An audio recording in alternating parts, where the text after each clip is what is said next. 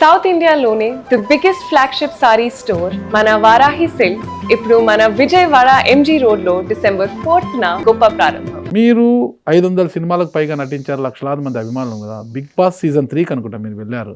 నాగార్జున గారితో బాగా మంచి పరిచయం ఉంది, మంచి అనుబంధం ఉంది వాళ్ళ కుటుంబంతో కూడా. కానీ బిగ్ బాస్ సీజన్ 3లో మీరు అందరూ కూడా చివరి వరకు మీరు వెళ్తారు అని ఆశగా చూస్తే ఫస్ట్ రౌండ్లోనే మీరు ఎలిమినేట్ అయ్యారు. ఏంటి అసలు నాకు అర్థం కాలేదు. బిగ్ బాస్ కదా, అసలు నన్ను ఎవరు నామినేట్ చేయలేదు. బిగ్ బాస్ నామినేషన్ లో పెట్టారు. అది వాళ్ళ ఇష్టం, వాళ్ళు అదే చెప్తారుగా. బిగ్ బాస్ ఏమన్నా రావచ్చు, ఏదన్నా జరగచ్చు, ఏ సీజన్ లో అయినా ఇలాగే చెప్తారు కదా. సో అలా తర్వాత ఇప్పుడు ప్రతి ఒక్కళ్ళు నాగార్జున గారితో కూడా గట్టిగా మాట్లాడుతున్నారు చూస్తుంటే. ఇప్పుడు మేము అది కాదు, ఇలాగా, ఇది కాదు, అలాగా అని చెప్పేసి ఆయనతో కూడా చెప్తున్నారు. ఇది ఇలా జరిగింది, అలా జరిగింది, గట్టిగా మాట్లాడుతున్నారు. నేను మాట్లాడలేకపోయాను. అంతేనా? మీకున్న పరిచయంతో నేను ఆయనకి ఎదురు చెప్పే నాకు లేదు. నాకు ఆయన అంటే మహా ఇష్టం. నాకు ఎందుకు ఏమో చిన్నప్పటి నుంచి నేను ఫ్యాన్ ఆయనకి. నాకు ఇష్టం. ఇష్టం వేరు, అభిమానం వేరు. అభిమానం, ఇష్టం, అన్ని అన్ని సూపర్. నాకు ఆయన అంటే ప్రాణం. అమలా గారు ఏం కావాలి అప్పుడు? అమల గారు కూడా తెలుసు, ఆవిడికి తెలుసు నేను ఆయన అంటే నాకు పిచ్చి, అభిమానం, ప్రేమ అన్ని అని. చూడాలా తెలుసు. మా హస్బెండ్ బాగా చెప్తున్నారా? నేను మ్యారేజ్ చేసుకున్నప్పుడు మా ఆయన కూడా చెప్పాను నాకు నాగార్జున నువ్వేంటి వల్ల చెప్పాను. హీజ్ మై సన్ అని చెప్పాను కదా, నా కొడుకు. నా హస్బెండ్ నా బిడ్డ. ఓకే, నా బిడ్డ. నేను నా 20 సంవత్సరాల నుంచి నేను నా హస్బెండ్ ని బిడ్డ అనుకునే ఉంటున్నా తనతో. అవునా? ఎస్. మీరు నాగార్జున అంటే ఇష్టము, పిచ్చి, కిరాకు, అది ఏం పట్టించుకోలేదు? ఏం సార్ ఆయన ఎందుకు పట్టించుకోలే? అంటే గొడవలు పెట్టాలని చూస్తున్నారా ఏంటి? మీకు అభిమాని హీరోయిన్ ఉండదా? అభిమానం వేరు, పిచ్చి వేరు అంటున్నాను కదా నేను. ఏం సార్ శ్రీదేవి అంటే పిచ్చి ఉన్న వాళ్ళు 100 మంది ఉన్నారు. రామ్ గోపాల్ వర్మకి ఎంత పిచ్చి సార్ శ్రీదేవి అంటే. అందుకని ఆయన వెళ్ళిపోయాడా ఏంటి శ్రీదేవి వెనకాల? బతుకుండగానే చెప్తున్నాను, బతుకుండగానే. అంటే బోనీ కపూర్ తో ఆవిడ లేదా? ఏమన్నా రామ్ గోపాల్ తో వచ్చేసిందా ఏంటి? అభిమానం, ప్రేమ అది మన ఇష్టం సార్. చాలా మందికి చాలా పిచ్చి ఉంటది. నాకు చిరంజీవి గారు అంటే కూడా చాలా అభిమానం, ఆయన అంటే కూడా చాలా రెస్పెక్ట్. నాకు ఇద్దరు 2 కళ్ళు లాగా. ఇక్కడ తేడా, నాగార్జున గారు అంటే పిచ్చి, ఇష్టము, ప్రేమ అన్నారు. చిరంజీవి గారు అంటే రెస్పెక్ట్ అన్నారు. అంటే రెస్పెక్ట్ కి పిచ్చికి దానికి తేడా ఉంది. మళ్ళా ఉండనివ్వండి, నేను పబ్లిక్ గా చెప్తున్నాను కదా. నాకు ప్రాణం నాగార్జున గారు అంటే, నాకు పిచ్చి. కోసేసుకుంటాను ఆయన కోసం. నాగార్జున గారి కోసం కోసేసుకోండి ఒకసారి. ఇవ్వండి, బ్లేడ్ ఇవ్వండి, కోసేసుకుంటాను. మా సోదరు రక్తపాతాన్ని చూడాలి మేము. మీరు దగ్గరకు వచ్చి ఇలా కోసుకోమని చెప్పండి, అటే కెమెరా ఉంది, మీరే కోసేసారంట. నాకెందుకు, ఆ క్రైమ్ లో నేను పాల్గొన్నాను. అలాగే ఉంటుంది సార్, అలాగే ఉంటుంది. నాకు నిజంగా నాగార్జున గారు అంటే చాలా ఇష్టం, చాలా ఏం కాదు పాపం, ఆవిడకి తెలుసు. ఆవిడ చాలా మంచి ఆవిడండి. ఆవిడ అంటే అభిమానులు ఎలా ఉంటారని ఆవిడకి తెలుసు. ఆవిడ ఒక హీరోయిన్. నాగార్జున అంటే అభిమానం ఏం చూసి తెలీదండి, ఫస్ట్ నుంచి, ఎప్పటి నుంచో. అసలు మన్మధుడు ఈ మధ్య కాలంలో వచ్చిన సినిమా. నేను ఇండస్ట్రీకి వచ్చిన శివ తర్వాత గీతాంజలి, ఫిదా, అప్పటి నుంచి ఫిదా, అప్పటి నుంచి నాకు చాలా ఇష్టం. అలాగే చిరంజీవి గారు అంటే నేను అసలు సినిమా ఇండస్ట్రీకి రాకముందు నుంచి నేను ఫ్యాన్. ఫస్ట్ తెల్లారుజామున షోకి వెళ్ళే వాళ్ళం మేము. అట్లా. ఎప్పుడైనా మీరంటే ఇష్టం నాగార్జున గారని ప్రపోజ్ చేయాలనిపించింది? తెలుసు సార్, అంటే ఇష్టం అని తెలుసు, ఆయనకి తెలుసు. నేను మాట్లాడుతూనే ఉంటాను సార్, ఆయనకి తెలుసు. ప్రపోజ్ చేశారా లేదా? నేను ప్రతిసారి ఆయనతో మాట్లాడినప్పుడు బిగ్ బాస్ లో కూడా, బాబు మీరు నన్ను తిట్టారు, ఐ లవ్ యూ చెప్పండి అన్న. ఐ లవ్ యూ హేమా, నేను ఎప్పుడు తిట్టాను అని అన్నారు. ఆ ఎపిసోడ్ కి శ్రీకాంత్ కూడా పక్కనే ఉన్నాడు ఆయన మాట్లాడినప్పుడు. చిరంజీవి గారు వచ్చి అంతేలేవే, ఆయన కూడా అన్నా, నన్ను 1 week లో తెచ్చేసారు సరేనా అనే. అంటే నువ్వు లోపలుండి ఎక్కువ బాధపడ్డం ఇష్టం లేక తెచ్చేసారు అని చెప్పి చిరంజీవి గారు కూడా అన్నారండి. సో ఇది పబ్లిక్ గా తెలిసిన విషయమే సార్. నాకు నాగార్జున గారు అంటే మహా పిచ్చి అని తెలుసు, చిరంజీవి గారు అంటే చాలా రెస్పెక్ట్, చిరంజీవి గారు అంటే అభిమానం అని తెలుసు. జనాలకు అన్ని తెలుసు సార్, నేను ఓపెన్ బుక్ సార్. అసలు బిగ్ బాస్ ఎపిసోడ్ స్టార్ట్ అయ్యే ముందు చాలా కాంట్రవర్సీస్ వస్తూనే ఉంటాయి బయట, విమర్శలు. ఇక సిపిఐ నారాయణ గారు అయితే మీకు తెలిసి ఎప్పుడు కూడా నోరేసుకొని చెప్తుంటారు బిగ్ బాస్ గురించి, ఇక్కడ వల్గారిటీ గురించి, దాని దాని గురించి. అంతే బయట జరుగుతున్న ప్రచారంలా బిగ్ బాస్ ఉంటుందంటారా? సార్ అది స్క్రిప్టెడ్ అయితే కాదు సార్, ఎడిటింగ్ వర్షన్. అది స్క్రిప్ట్ మాకు ఈ డైలాగ్ చెప్పండి, మీరు ఇలా బిహేవ్ చేయండి అని అయితే ఉండదు. నేను వెళ్ళాను కదా, కళ్ళతో చూసాను, అలా ఏమి ఉండదు. కాకపోతే వాళ్ళు ఎడిట్ చేసి చూపించేది 1 hour చూస్తాం. 24/7 ఏమైంది అనేది మనకు తెలియదు. ఎడిటింగ్ లో మంచిది చెడుగా చూపించవచ్చు, చెడుది మంచిగా కూడా చూపించవచ్చు. అక్కడ నుంచి వస్తున్నదే తప్ప బేసిక్ గా వాళ్ళు రొమాన్స్ చేస్తున్నారు, లేదా బూతులు మాట్లాడుకుంటున్నారు, లేదా ఇంకొకటి చేస్తున్నారు అనేది ఏమి ఉండదు సార్. స్వతహాగా మన ఇద్దరు, ఇప్పుడు నేను కొట్టుకోవట్లేదా, మన ఇద్దరు మాట్లాడుకోవట్లేదా, అలాగే అక్కడ కూడా మాట్లాడుకుంటాం. ఒకళ్ళ మీద ఇష్టం కలుగుతుంది, ఒకళ్ళ మీద కోపం వస్తుంది. నామినేషన్ కంపల్సరీ చేయాలి, నేను మిమ్మల్ని నామినేషన్ చేస్తే మీకు కోపం వస్తుంది, చేయకపోతే నా ఇది పోతుంది. అక్కడ గొడవలు జరుగుతాయి, ఫుడ్ దగ్గర గొడవలు జరుగుతాయి. ఎందుకంటే రేషన్ చాలా తక్కువ పంపిస్తారు, అది అందరికీ పెట్టాలి. మీరు బిగ్ బాస్ గురించి అడిగారు కదా, నాకు గొడవ వచ్చింది ఇక్కడ, వంట చేస్తున్నావు కదా మమ్మల్ని అడిగి చెయ్యి అని రాహుల్ ముందు లిఫ్ట్ చేశారు విషయం. ఎందుకు రాహుల్ మిమ్మల్ని అడిగి ఎందుకు చేయాలి, నేను కరెక్ట్గానే మీ అందరికీ ఫుడ్ పెడుతున్నాను కదా, నేను ఎందుకు అడగాలి అంటే, అడగాలి, ఇది మన అందరిది కదా, మీరు ఒక్కరిది కాదు కదా అని చెప్పేసి తను అన్నాడు. నేనేం చేస్తున్నానో మంచిగా చేస్తున్నాను, నన్ను అడిగే హక్కు మీకు లేదు, నాకు ఏదైనా ప్రాబ్లం ఉంటే వీకెండ్లో నాగార్జున గారితో మాట్లాడుకుందాము అని చెప్పి మాట్లాడాం. కాకపోతే ఈ వర్షంలో కాకపోతే రాహుల్ గట్టిగా అరిస్తే నేను గట్టిగా అరిచి మాట్లాడుకున్నాం. తర్వాత వీకెండ్లో నాగార్జున గారు వచ్చినప్పుడు నాగార్జున గారు ఏమన్నారంటే, హేమ ఇది మన ఇల్లు కాదు కదా, ఇక్కడ అన్నాడప్పుడు అందరితో మాట్లాడి అందరితో చేయాలి కదా. సో ఏ అబ్బాయి అయితే ఉన్నాడో ఆ అబ్బాయికి హోటల్ ఉంది, ఆ అబ్బాయికి తెలుసు కదా ఫుడ్ ఏంటి ఎట్లాగా అనేది, నువ్వు ఒక మాట తను కూడా అడిగి చేసి ఉండొచ్చు అని నాగార్జున గారు నన్ను అన్నారు యాక్చువల్గా.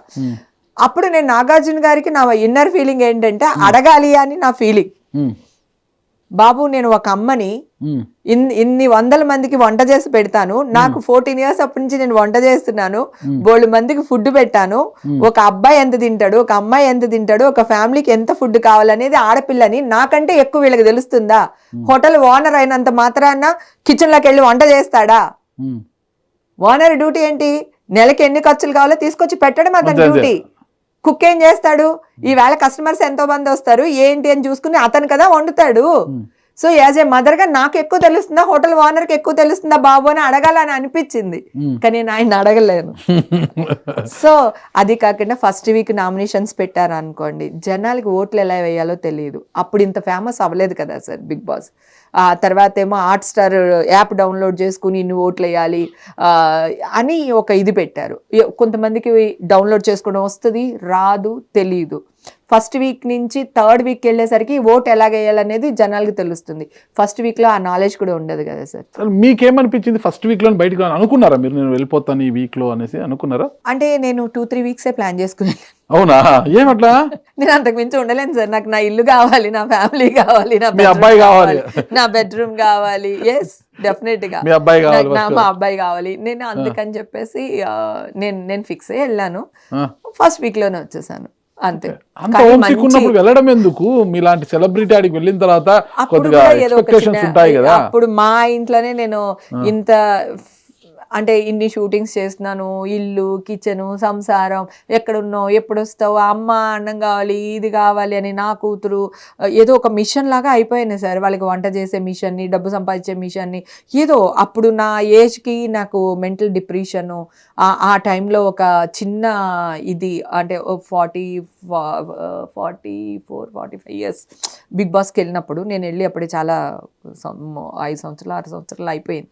సో ఆ స్టేజ్లో ఏంటంటే 40+ లో ఉన్నప్పుడు హార్మోన్ డిప్రెషన్ ఇవన్నీ అనమాట, ఇన్బ్యాలెన్స్ ఇవన్నీ వాటి వల్ల నాకు చిన్న ఇది వచ్చేసింది నాకు.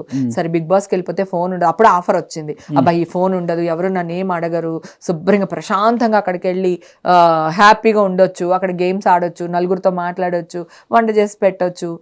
అట్లా ఏదో ఒక మైండ్ సెట్ లో వెళ్ళాను, డిప్రెషన్ లో వెళ్ళాను బిగ్ బాస్. డిప్రెషన్ లో వెళ్ళాను. మరి ఈ డిప్రెషన్ అయినా అంటే ఇటీవల ఇష్యూస్ అని జరుగుతున్నప్పుడు ఇంట్లో కూడా నేను కొంత లైఫ్ని ఇది చేసుకోవాలి, నేను వంట వండలేను, మీకు అన్నం ఆకలి అయితే పని మనిషిని పెట్టుకొని వండించుకొని తినండి, కొద్ది రోజులు నన్ను డిస్టర్బ్ చేయొద్దండి, అది నేను భర్తకే చెప్పిన, అంటే మీ కొడుకుగా చెప్తున్న భర్తకే చెప్పినట్లుగా కూడా ఒక ఎందుకు అంత లాక్డౌన్ లో చెప్పాను. అదే కొడుకులా చూసుకుంటే మీ అవును భర్తకి సార్, అంత harsh ఎందుకు? కొడుకైతే ఇంట్లో వంట మనిషి చేస్తే వంట తినరా సార్?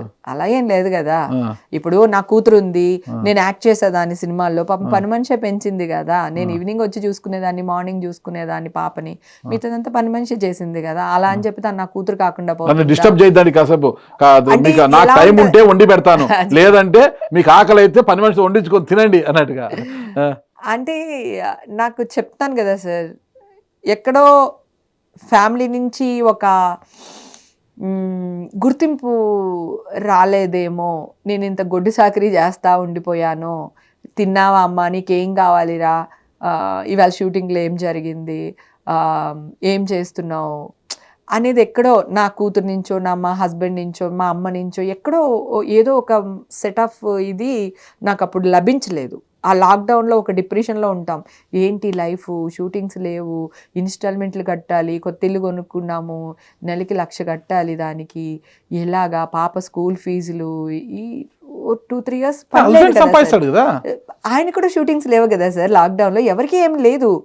పైగా ఇప్పుడు నాకు ఆర్టిస్ట్గా నాకు వచ్చిన ఇది వేరే ఉంటుంది, తనకి కెమెరామెన్గా వచ్చిన రెమ్యునరేషన్స్ వేరుగా ఉంటాయి, ఖర్చులు వేరుగా ఉంటాయి. నాకు అప్పుడు మా హస్బెండ్ సంపాదించలేదు, నేనే సంపాదిస్తున్నాను, లేదంటే మా హస్బెండ్ సంపాదించేశాడు నేను సంపాదించలేదని ఫీలింగ్స్ ఏం లేవు సార్. I'm absolutely fine. ఏదైతే నా ఫ్యామిలీ ఉందో ఐఎమ్ కంఫర్ట్. కాకపోతే ఒక మదర్ లాగా, లేకపోతే వాళ్ళకేం కావాలో అడుగుతున్నారు కానీ నాకేం కావాలో వాళ్ళు అడగట్లేదే కరెక్టే మీరు అనే చెప్తోంది. ఒక చిన్న ఫీల్ ఎక్కడో మిస్ అయ్యానా నేను ఒప్పుకుంటాను అని దాన్ని. అది. బట్ అయితే మీ హస్బెండ్ మీరు ఒక కొడుకులా చూసుకుండేవాడిని అన్నారు కదా. అంటే ఎంత మంచి అభిప్రాయం లేకపోతే భర్తని కొడుకులా అనేది ఇప్పుడు కాదు సార్, నా ప్రాబ్లం ఇది. భార్య మీకు అర్థం భర్తని కావట్లేదు. నేను కొడుకుగా ఊహించుకోవడం అనేదే ఒక పెద్ద ఇది. ఓకేనా, భార్య భర్తల సంబంధం వేరే. సార్, కొడుకుని కొట్టరా మీరు, ముద్దెట్టుకుంటారా, చదివించరా, చెవు నలిపి? అంటే కొడుకు అనడమే ఒక పెద్ద అంశము సార్ మీరు భార్య కాదు, భర్తని నాకు కొడుకు అర్థం అనడమే ఒక కావట్లేదు. పెద్ద అంశము. మీరు ఏం కానీ చెప్పాలి? అలాంటి అతను అర్థం చేసుకోలేకపోయాడేమో అన్న ఒక ఇది మీకు ఎందుకు అనిపించింది అని. అర్థం చేసుకోలేకపోవడం కాదు సార్, ఒక అప్రిషియేషన్ ఇవ్వలేకపోయాడేమో. ఏంటంటే, ఒరే ఈవేళ ఇది చేసుకున్నాం, ఓకే సరే నువ్వు ఇలా ఉండు, నేను ఇలా చేస్తాను. ఎక్కడో ఒకటి నేను అనేది ఏంటంటే, నాకు అతను తప్పు చేశాడని కాదు, నా మైండ్ సెట్. నేను డిప్రెషన్కి వెళ్తున్నా, నాకు హార్మోన్ ఇన్బ్యాలెన్స్ వల్ల నాకు ఈ ఇష్యూస్ జరుగుతున్నాయి అంటున్నాను నేను. ఇప్పుడు మీరు అనవసరంగా పాప మా హస్బెండ్ ఏదో పులిహార కలిపేస్తున్నారు, మా ఫ్యామిలీ మేము చాలా హ్యాపీగా ఉన్నాం. మీరు ఎంత పులిహార కలిపి మీరు గొంతు చించుకుని అరిచినా మా ఫ్యామిలీ గురించి నేను మీడియాలోకి ఎక్కి డమాల్ డిమిల్ అనే చెప్పే అంత మ్యాటర్స్ మా ఫ్యామిలీలో ఏమీ లేదు. నేను మా హస్బెండ్ తో కంఫర్ట్, మా హస్బెండ్ నాతో కంఫర్ట్, నా కూతురు అంటే మా ఇద్దరికి ప్రాణం. నేనేం పులిహోర కలపలేదు. కానీ మీరు కొడుకు అనుకున్నారు అన్నప్పుడు మళ్ళా ఎందుకు ఆ డిప్రెషన్ నన్ను కొద్దిగా ఇచ్చేయలేకపోయాడు అని.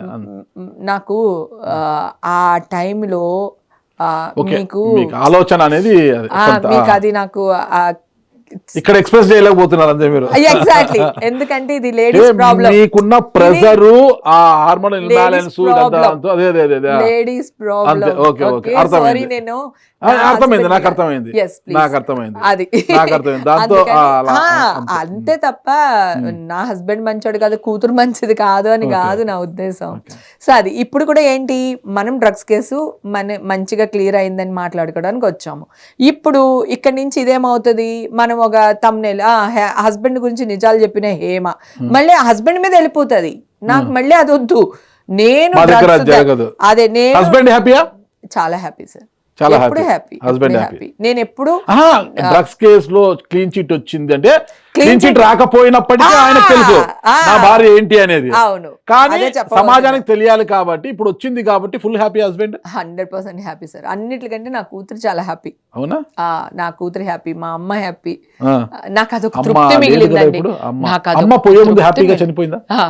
అంటే ఆవిడకి ఏమంటారు, హార్ట్ అటాక్ వచ్చింది కదండి, ఆవిడకి తెలీదు హార్ట్ అటాక్ అని. మాకు కూడా బ్రీతింగ్ ప్రాబ్లమ్ అనుకున్నాము. 15 నిమిషాలు చనిపోయిందండి, హ్యాపీ. కార్తీక సోమవారం రోజున చనిపోయింది మా మదరు. ఇంకంతకంటే ఏం కావాలండి, పుణ్యాత్మిరాలు. ఆవిడ ఇలాగే ఉండింది, అలాగే వెళ్ళిపోయిందండి. ఇంత పని చేపించుకోలేదు మా చేత. స్ట్రాంగ్ లేడీ అన్నమాట అది. సో అసలు మా హస్బెండ్, నా ఫ్యామిలీ, మేమందరం చాలా హ్యాపీ సార్. ఓకే. సో ఎలాంటి ఇష్యూస్ లేవు నాకు. ఆ టైంలో ఆ ఏజ్ మీకు నేను ప్రాపర్గా చెప్పడం నాకు నచ్చక నేను కరెక్ట్ చెప్పట్లేదు. నాకు అర్థమైంది.